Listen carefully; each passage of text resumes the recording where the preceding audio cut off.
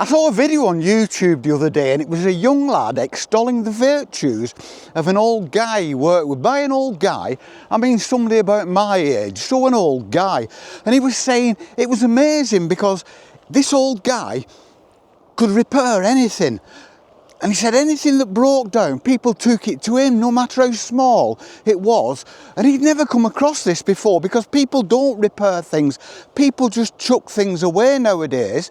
But I remember when, I'm old enough to remember when, most towns had an appliance repair shop. I remember in the town I lived in, where I grew up in, I remember the shop. I can see it now. It was on a corner, and it had like irons and toasters and televisions in the window that people would take in to repair. And you went inside and it smelled of solder and hot metal and oil, and the bloke in the shop would be sitting at a table with bits of appliances, random, because he never seemed to start and finish one. He always started one and put it down and pick another up and have a go at that for a bit and then pick another up. And he was there, and the shop was just a clutter, and it was like a treasure trove. And you looked in the window and there were no fancy pictures, there was no colour involved. It was all very monochrome, really, because the appliances we had in those days they weren't like fancy colours. They were just like probably a dull green, if you could get anything, like a hospital ward wall. And we have those, and it was great going in. And I remember my mum taking things in, and in those days, there was no stigma to having an appliance like an iron or a toaster or a television or anything like that repaired. There was no stigma at all. Everybody would take the gear in there, no matter what your status was in the town, from the pauper to the doctor, from the mill worker to the vicar. They would all take the gear in there to be repaired by this man who was known and loved throughout the community. People like that, like the vicar, like the vet and the appliance repairman, were held in great esteem in the community, and rightly so. Nobody was bothered about taking your stuff there to be repaired, and nobody was bothered about going and buying stuff that had been repaired, because it was just kind of a weird, different age, wasn't it? Oops, glasses fallen down. And I also remember Mr. Knowles was the man in our area who had the hardware shop, and you went in the hardware shop and they always smelled of paraffin, and they were just full of everything you wanted, from a razor blade to a sledgehammer to a shovel to a dishcloth. You could go and buy at the hardware store. And Mr. Knowles' wife would be sitting at a table, at a sewing machine on a table in the middle of the shop, and she was edging off chamois leathers. And she did this every time we went in. Mrs. Knowles was there, edging off chamois leathers. I've no idea how many she did. Perhaps she was doing them for export throughout the world. I don't know, but she must have edged off millions of chamois leathers in her long life. And it was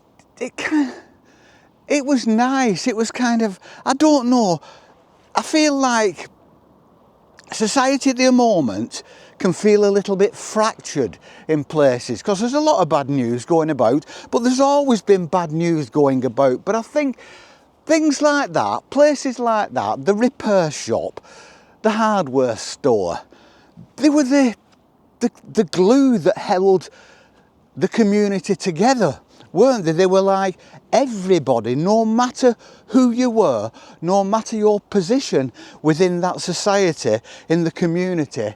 We all knew these people, we all knew this shop, and there was no stigma to it. Everybody kind of respected them. There was no looking down on Mr. Knowles, the hardware shop, or the man who ran the repair shop and the town centre. There was no looking down on them at all. They were just a part of the community. Because everybody knew them, they were like, everybody was tied to them. They were the common denominator, whereas now there doesn't seem to be any common denominator, does there? Because you might have, there's hardly any shops really left, and those are niche markets. The big shops like the supermarkets are very informal and there's no soul to them at all. You could go in the appliance repair shop and your neighbour would be in there. There'd be people who knew each other in the community striking up conversations. The hardware shop, and it brought it home to me a little bit when this lad was talking about this bloke who he worked with who could just repair everything. And I sound like a real old fogey now, which I am. And it's like I'm kind of wishing for a bygone time, because these times pass into history. We know it's inevitable, because with the rising technology and everything getting more efficient and easier to make, that these places will die off. They have a time in history, and their time came and then their time went. There's nothing wrong with that. I'm not kind of bemoaning progress at all. I'm just saying that it was nice. It's a memory. It's a nice memory. It's a community memory. It's a tying things together memory. That repair shop, the hardware shop where we used to go and buy our penny bangers on bonfire night. Everybody knew them.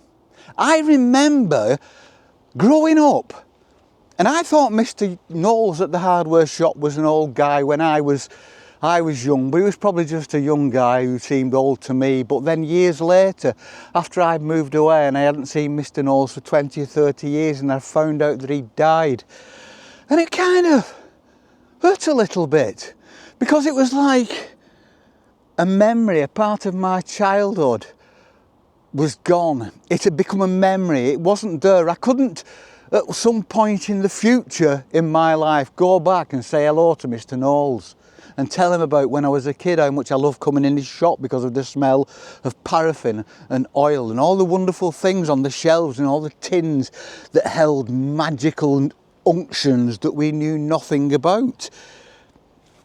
I couldn't go back and do that anymore. That was just a memory. And now there is probably no one in that community on this world, apart from his family, who remembers Mr. Knowles. There's probably no one in this world, in the community, on this planet, who remembers the man who ran the appliance repair shop.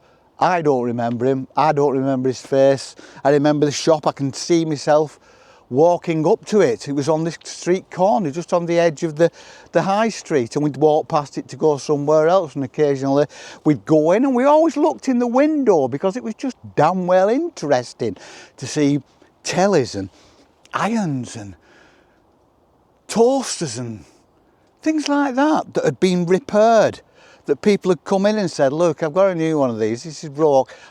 They might go in and say, can you repair it for me? Or they might go in and say, can you repair it and just sell it on? Because that's what the public psyche was like in those days. Sounds like I'm knocking the public psyche today, and I'm not at all. I'm just explaining how it was, because there are very, very few people now on this planet who actually remember how it was. We see it in black and white movies and black and white newsreels, black and white documentaries, but that's all. But for some of us, for some of the older generations, for some of this boomer generation that everyone hates and blames for every ill in the world, we also have fond memories. We were nice people. It was a nice society. It was a nice community, with people meeting up with the local MP who'd taken his telly in to be repaired, and when you went in, the local MP was standing there talking to the little old lady with no elbows in her cardy, just chatting like old friends, and then passing the way and going their own different ways. And then it was just different. It was different. So all these places are gone now, passed into history, decimated, taken over by the rising consumerism and the chuck away society. And actually a society that tends to see thrift as a bad thing and see consumerism as a virtue. And I don't know, I mean, if you sat down and debated that with somebody, I don't think there's really any argument to say that thrift is a bad thing. I don't think there's any argument to say that consumerism is a good thing. It's just, they are what they are. They both bring benefits, don't they? So don't knock anybody who goes into the thrift shop, who recycles. Don't knock anybody if they can afford to, who goes out and buys a brand new massive telly. It's their choice, they've earned the money, they've worked hard for it, go for it, do what you want, but don't knock each other. Because one day, when you're an old person, if you're young now and you're an old person, one day, all the things that you hold dear and you've built memories on, and means so much to you and your identity and your place in the world and your place in the community, they'll all be gone. They'll all be gone, they'll just be memories. And then you will be like me, you'll be like this old boomer. You will look back on the generations to come and say, I remember when. Wasn't it good when? Oh, I do miss. Life was better then. It may be, it may not be. That's just a personal thing. But you will. You'll do it. You probably won't be like us when we were kids.